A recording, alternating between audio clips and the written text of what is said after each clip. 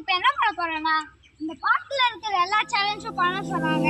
வாங்க பண்ணி தரலாம். வாங்க நம்ம இப்போ வந்து மறக்காம இந்த வீடியோக்கு லைக் பண்ணுங்க, சப்ஸ்கிரைப் பண்ணுங்க, மறக்காம கமெண்ட் தட்டி விட்டுருங்க. வாங்க ஃபர்ஸ்ட் இது முடிச்சு செகண்ட் இது வாங்க பண்ணலாம். இது நம்மளோட இதுங்க.